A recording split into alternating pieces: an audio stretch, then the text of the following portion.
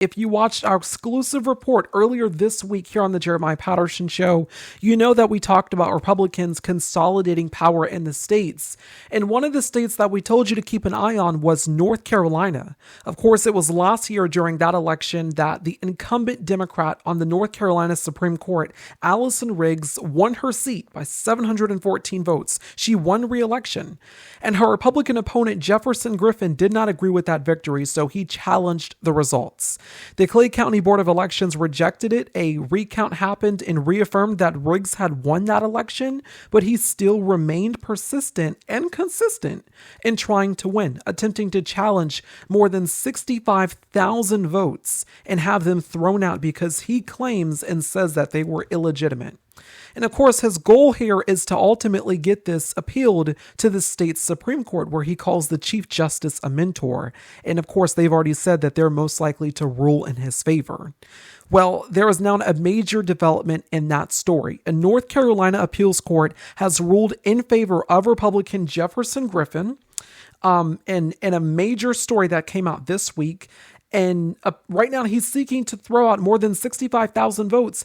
A North Carolina Court of Appeals has ruled in his favor for that. This is from reporting from the Raleigh News and Observer, the local newspaper out of North Carolina. Quote, in a split decision, a panel of judges on the North Carolina Court of Appeals ruled this Friday that tens of thousands of voters in the contested 2024 Supreme Court race should be recounted and verified, potentially flipping the election results. The court ordered that over 60,000 voters whose eligibility has been challenged by Republican Jefferson Griffin should be given 15 days to provide documentation to election workers showing they are able to vote. If they fail to do so, their votes would be thrown out.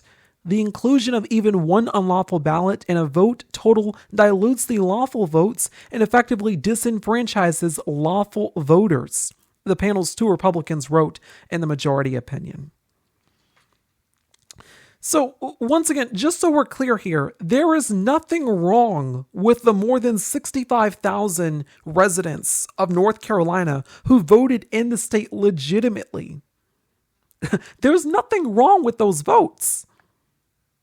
But Jefferson Griffin, in a multi-month effort, in a coordinated, premeditated attack on democracy and the voting rights of residents in the state of North Carolina, he is actively trying to get those 65,000 votes thrown out because okay, let's not just go for the margin. Let's just go for the moon, especially when you have friends on the court.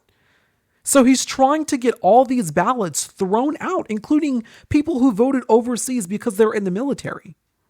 And now they're being given a 15-day cure period to change their votes or to literally approve that they can vote in the state, that their votes are legitimate. There's nothing wrong with their ballots. But because Jefferson Griffin is a sore loser and is also anti-democratic, he's trying to get these votes thrown out. And Democrats are absolutely pissed about this because this is definitely something to be enraged about. I mean, if you voted legitimately in an election, your vote should be counted, especially if your candidate won. That's how democracy works, whether or not you like the fact that you won or you lost. So because Democrats are enraged about this, yes, they are doing something. Democratic Supreme Court Justice Allison Riggs spoke exclusively to Democracy Docket on Friday, after this egregious ruling by the North Carolina Court of Appeals came down, and she, in effect, basically doubled down on her defiance to fight back and said that she will be appealing this ruling. Watch. Thank you, Mark, for raising these important issues and keeping your followers up to date on this, because as you said, this does not just affect North Carolina.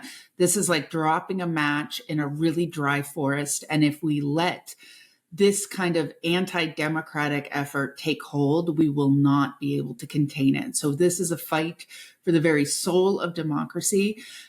Today's decision was deeply misinformed, and I will promptly appeal it. But I want folks to know, one, I think this fight ends in federal court. I've been telling people that all along. I think this fight ends in federal court. I've been very careful in my state court participation to make sure that all of the parties and all of the courts know that I reserve all of my rights to go fight this fight in federal court to vindicate the federal rights that voters have under federal law and the federal Constitution. So I knew this wasn't going to be easy, and I knew this wasn't going to end quickly. But what I can tell you is, as someone who understands the history and the people who have bled and died for the precious right to vote, I stand on their shoulders. I did as a former voting rights attorney. I do now as a judicial officer. And I took an oath, a solemn oath, to defend the constitutional rights of the people who participate in the political process here in North Carolina. I will not give an inch. I will continue to stand up for voters and stand in the way of any politician who tries to take power away from people. And the people in this state decided to keep me in my seat. The people in this state who are nobly and bravely serving in our armed forces are some of the first ones whose ballots will be tossed. If the Republican Party and my opponent won't stand up for these voters, you can be damn sure I will. Once again, that was Justice Allison Riggs speaking exclusively to Mark Elias at Democracy Docket there on Friday about this anti-democratic campaign by Republicans to throw out more than 65,000 votes, which will install Republican Jefferson Griffin on the high court in the state of North Carolina. And it should be noted here that the first ballots, as Justice Riggs said there, to be tossed, if successful, will be the ballots of military voters who had to vote overseas. And since there was an appeal, this case essentially will soon reach the state Supreme Court, where Justice Riggs has recused herself, so it could end up in a 3-3 deadlock decision. But of course, as you heard her there, she intends to take this to federal court and to win. Because they are not just attacking the civil rights and the voting rights of North Carolinians in their own state. This is a coordinated, abhorrent assault on their voting rights under federal law as well. You might remember Trump and Republicans tried to do this back in 2020 at the national level after he lost the presidential election. They kept trying to get federal and state courts to just throw out just enough votes to effectively hand them a win in a state or a county. They were not successful in that national effort, but do note that if they are successful in the state of North Carolina, it will become a recipe for how to do this at the national level. They are trying to wipe out, completely disregard the will of more than 65,000 voters like it's nothing. And quite frankly, not enough people are talking about this. I mean, we've been covering it here on the Jeremiah Patterson Show as independent media because that's what our show does. As independent media, we stand out because we don't just cover stories that are happening at the national level. We also cover stories that are happening at the local level and stories that not enough people are talking about or reporting on because it's essential. But what's happening here is worth coverage because it's extremely dangerous and extremely anti-democratic. I mean, you're trying to throw out more than 65,000 votes like it's nothing, giving them a 15-day cure period to fix their ballots when there is nothing wrong with their ballots. That's exactly what we are watching here. A major coordinated, premeditated attack on democracy and voting rights in the state of North Carolina. And I say this was premeditated because according to reporting from ProPublica, a reporter that I exclusively spoke with earlier this week, I mean, even we talked about that. Essentially, the fact that this was premeditated because there were calls before the election in North Carolina to say, how are we going to try to win an election or essentially assuage voters that something went wrong in the election.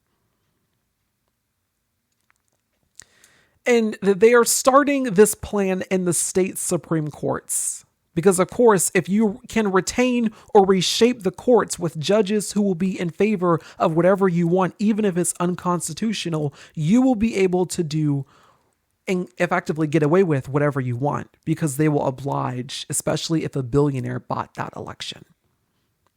And that's exactly why it was a major test for Wisconsin this week, as voters went to the polls to cast their votes for the state's Supreme Court race. Elon Musk had poured millions of dollars in this election in favor of the Republican Brad Schimmel. He also literally tried to buy votes But when all the votes were counted, Susan Crawford won that election. She defeated her opponent, Brad Schimmel, in her speech. Essentially, she said that growing up as a little girl, she never did imagine that she'd have to run against the richest man in the world. With all of the money that Elon Musk spent on this race, it was the most expensive judicial race in U.S. history. But again, this effort to influence voters and buy this seat on the state Supreme Court was rejected by hundreds of thousands of voters. And Susan Crawford didn't just win, she won big. According to newly released data from the results, she flipped 10 counties that previously had voted for Trump and won by 10 points. Look at that incredible margin there, winning nearly 60% of the vote. Republicans and Elon Musk have a clear goal here, and that is to capture the courts, specifically at the state level. Because if you can capture the state courts, well, for them, that's just going to be great. And he said this out loud right before that election in Wisconsin. Watch this. Thing to ask for. We're obviously seeing like some crazy stuff in D.C. where it seems like it's like any federal judge can stop any action by the president, of the United States. This is insane. Like this has got to stop. It's got to stop at the federal level and at the state level. It has got to stop. That's why they want to control the courts, so they will have full control to do whatever they want without any legal restraint or restrictions. We are a democratic republic and we have 3 branches of government. Each branch is designed to ensure that each branch stays in check, to ensure that one branch does not become encompassing of all the power. Because what that looks like is not a democracy. That looks like a dictatorship. That looks like an autocracy. That looks like you consolidating power specifically within one branch to fight off the other branches because you are all powerful. That's what they're trying to do in terms of defying judicial orders. That's what's happening right now. If a judge rules against you, that is not an activist judge. That is a judge abiding by the rule of law, by their oath, and honoring the Constitution of the United States. Their job is to abide by the law, not by politics. Their job is to uphold the law, not favor political officials. And they do not cower or capitulate to dangerous actors who seek the destruction of their very institutions. If we only have the courts work for the people that are in power, if we only have the courts work for those who are seeking to destroy the institutions or who are seeking to do harm to the country, that no longer looks like a separate and individual entity in terms of maintaining the rule of law. That looks like an entity that is absolutely no more because it has been captured by an oligarch and a wannabe dictator. That's exactly their goal here, not just to capture the courts at the national level, but also the state Supreme Courts as well. That's their goal because if they continue, they will succeed. That's ultimately what they're trying to do. I mean, just think about for a second that nightmare that we would be facing if Elon Musk's preferred candidate had won that election in Wisconsin this week. That would have been utterly terrifying. Because the goal here is not just to eviscerate democracy at the national level, but also to end democracy and civil rights, such as voting rights in the states. That is why I say watch what's going on in your state, because it's important. If you're not paying attention, your own state or your own city can become a small dictatorship. And that's exactly what they're trying to accomplish here. I wrote about it in my book, Resistance, a strategic guide on how to fight back. It's an ebook. You can check it out if you're interested in purchasing it. I also did an audiobook for that. I talk about that in Resistance for a very specific reason. Watch what's going on in your state. I know there's a lot of focus about what's happening at the national level, and we will get to that in our evening show for Sunday. But for the morning show, I want to talk about this for a second because it's important to watch what's going on in the states. Do not essentially have your chain yanked. Do not be too focused on something that you're not checking out every other thing that's happening as well. I know there are a lot of distractions in the news, but eyes open, heads up, stay focused, as I say always. They're going to try to do something to throw you off so you're no longer focused on something that is extremely important. Unlike North Carolina, though, I will say that the Republican in this race actually accepted that he lost, and he called Susan Crawford that same night to concede the election. So there will be no legal challenge to throw out the votes of legitimate voters like what's happening in North Carolina right now. But let's be clear, Elon Musk lost big time in Wisconsin after spending millions of dollars, and even he sees the writing on the wall, saying essentially that this could play out for Republicans in the midterms in a way that's particularly bad, indicating that Republicans could lose the House and Democrats could be favored in a huge win as voters are upset about the state of the election. I mean, state of the nation, the economy, and democracy, among other major concerns.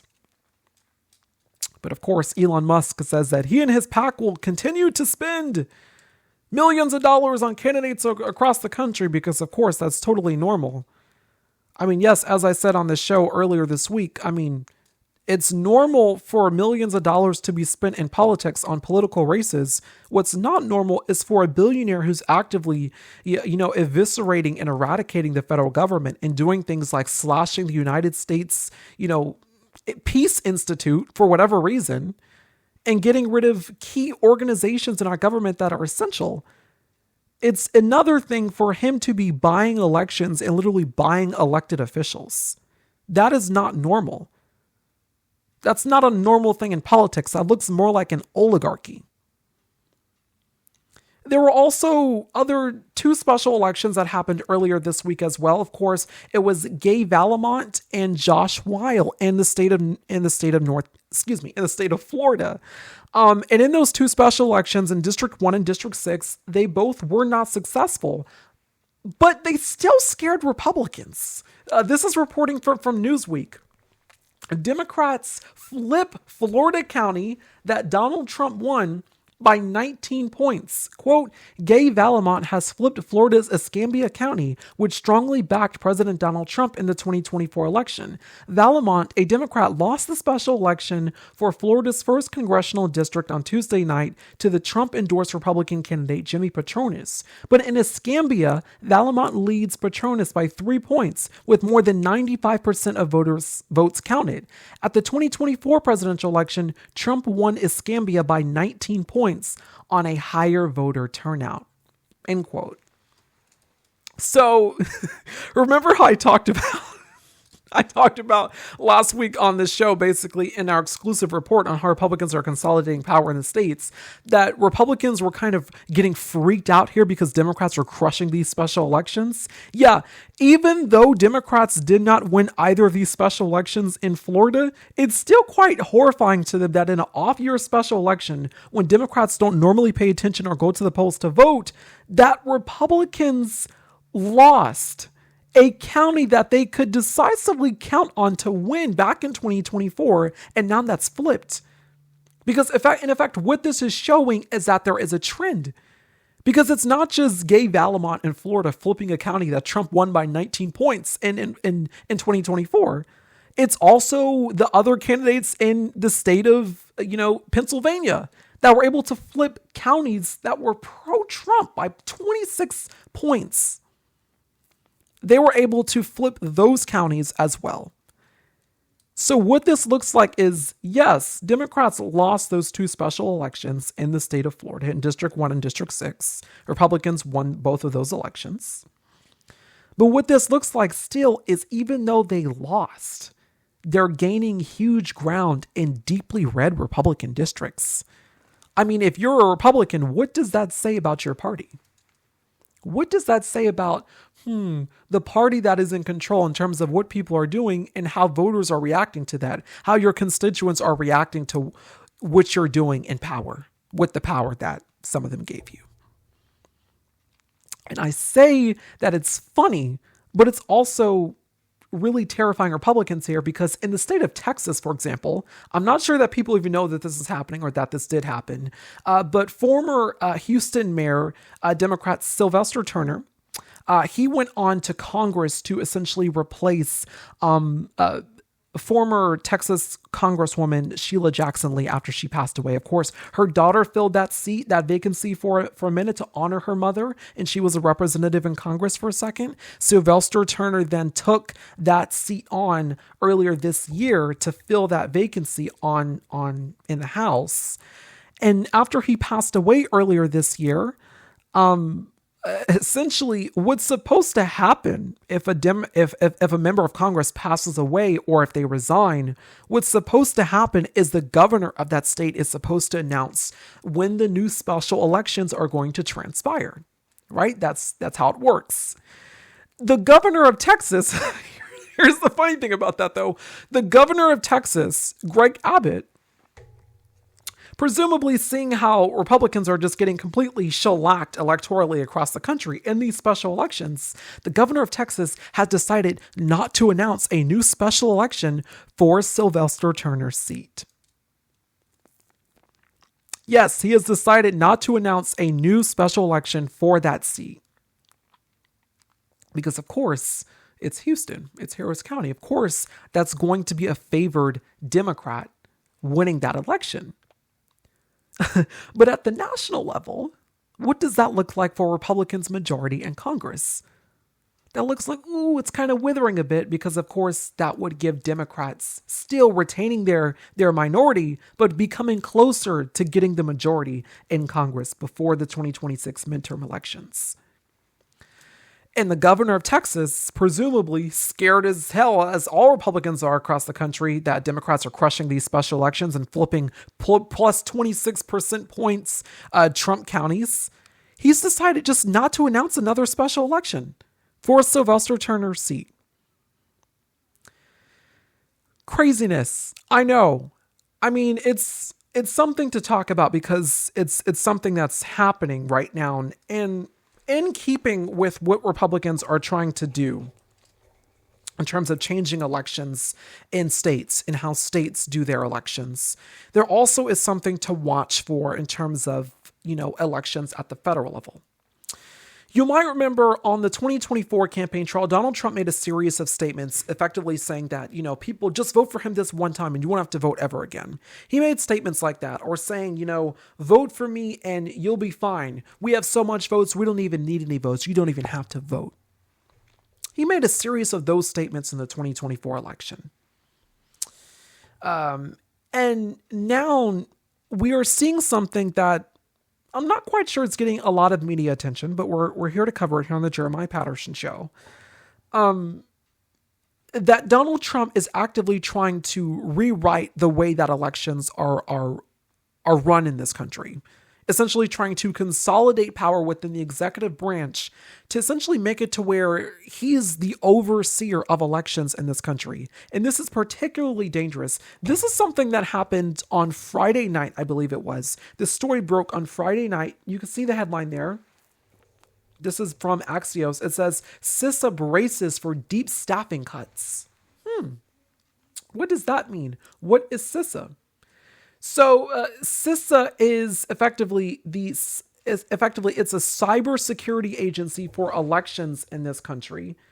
And this is particularly concerning because what this means is that, to start slashing or doing things at CISA that are going to be detrimental in terms of staffing cuts and budget cuts, that's bad because it's the overseer of elections in terms of cybersecurity in this country. This is why this is bad. This is from Axios here. It reads here, quote, the Cybersecurity and Infrastructure Security Agency is looking to push out as much as a third of the agency's total headcount, in addition to contract personnel from a major threat hunting team, according to 3 sources familiar with the matter. The cuts are likely to impact every single part of the agency, one of those sources told Axios, dealing a huge blow to the country's cybersecurity posture following earlier rounds of layoffs and contracts cuts. CBS reports that the agency plans to cut as many as 1,300 employees. 1,300 employees? Why?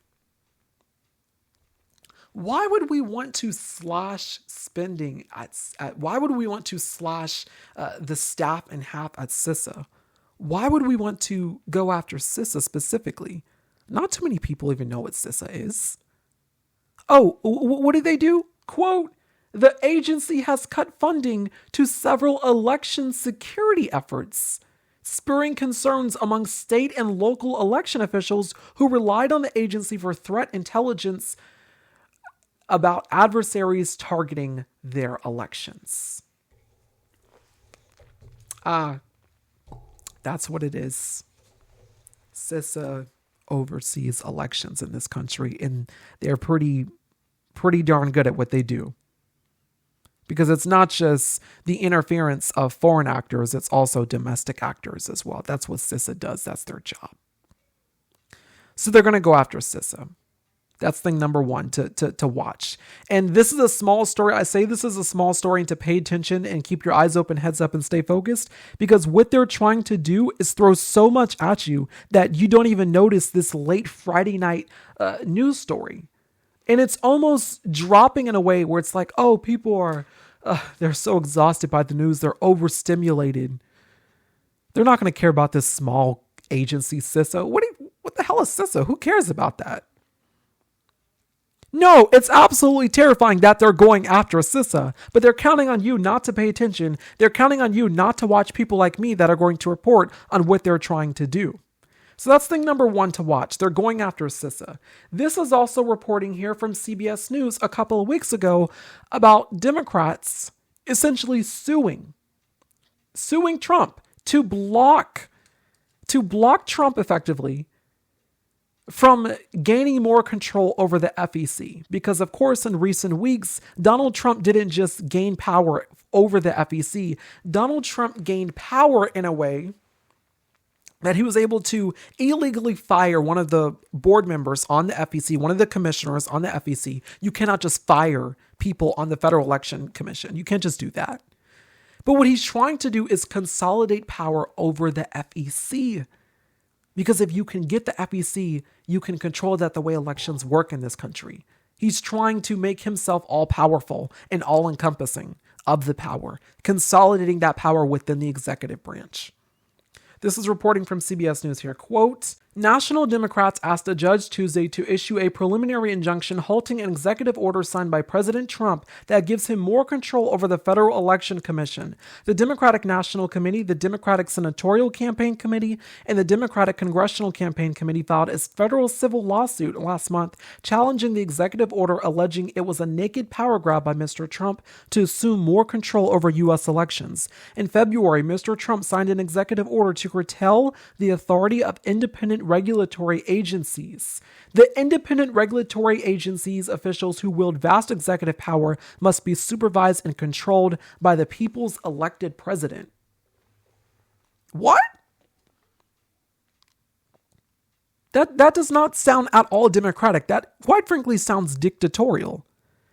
I don't believe in the way that elections are run in this country. As a matter of fact, I don't trust the way that elections are run in this country. So therefore, all elections hereby going forward should be controlled and overseen by me, even if I'm a contender in that election. What did Donald Trump say earlier this week? What, that he wanted to run for a third term? How do you do that? By reshaping the way that elections are done in this country, by reshaping the way that the Constitution portrays the fact that someone cannot run for a third term as president of the United States, but that he does not care about. Because, of course, he said that he wanted to be a dictator on day one.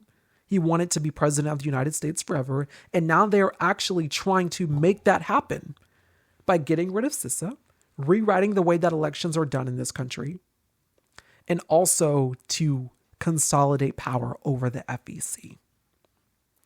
And another thing happened this week as well. 19 Democratic attorney generals sued the Trump administration over a new executive order that was signed, arguing that it is unconstitutional. 19 states have sued the Trump administration over a new executive order that essentially that they say is unconstitutional because it literally wants to control elections in the states. The lawsuit, quote, which is the fourth legal challenge so far against the executive order, calls on federal district court in Massachusetts to block several provisions of the executive order, which the attorney generals argue usurps the state's constitutional power and seeks to amend election law by fiat. Let's change the way that elections are done in this country, because I don't like the way that elections are done in this country. As a matter of fact, I should oversee the elections as well.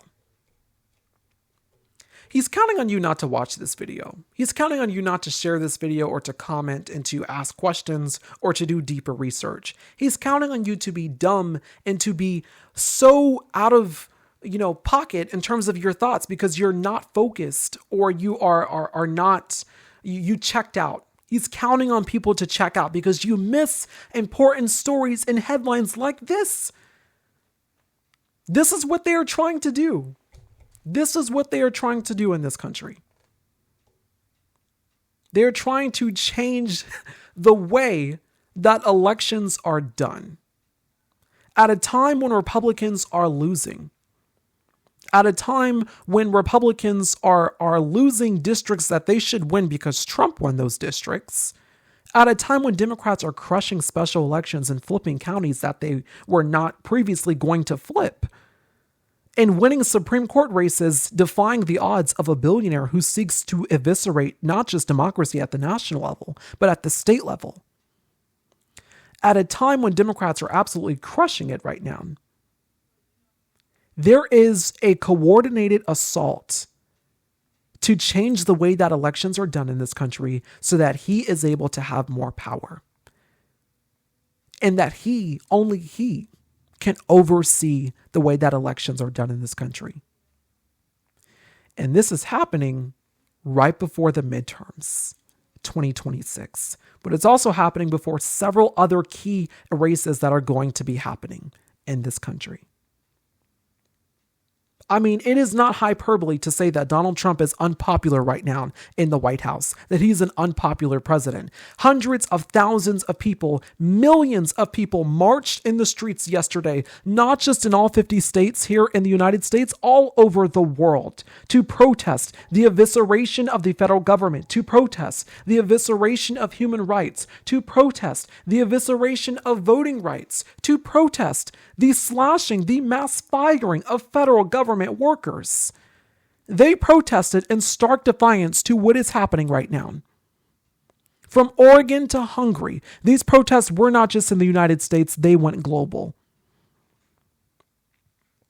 This here is a picture that one of our followers here on the Jeremiah Patterson Show sent me from Morgantown, West Virginia.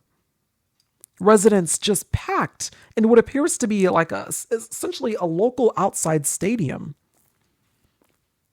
voicing what's going on right now. Do not be disillusioned, do not be deceived that what's happening right now is not a movement, because it is. This is a mass movement in terms of anti-Trump, anti-Musk, and that is happening right now in a major revolt that is going to be cataclysmic for Republicans in the 2026 midterm elections. It's going to be cataclysmic for them. But not if their dear leader rewrites the way that elections are done in this country. Not if they are able to win Supreme Court elections in the states based off a technicality because their buddies are on the state Supreme Court. So, they can then get the court seat even if they lost that election because you just throw out just enough votes and I can win that seat. That's exactly what is happening right now. They are counting on you not to know. They are counting on you not to pay attention. They are counting on you to be overstimulated by the news. They are counting on you not to be able to pick up on the fact that these late night stories are dropping. They may not seem as important, but they are damn sure important.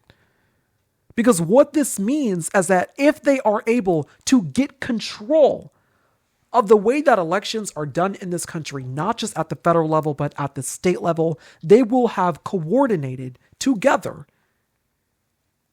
to get the courts, to get your state governments as well. Because, of course, you can't vote if you're disenfranchised. You can't vote if elections are rewritten in the way that they are supposed to happen. You can't vote if you vote and the guy who loses that election has a buddy on the Supreme Court, so he's able to still get elected anyway. They're trying to rewrite the way that elections are done in this country, and they're counting on you not to notice. Spread the word about it, yell about it, stand up about it, because it is important, it is clear, it is overt and conspicuous what they are doing. They're just doing it right now in a way that's silent, and they're counting on you not to notice. But watch. Eyes open, heads up, stay focused, spread the word.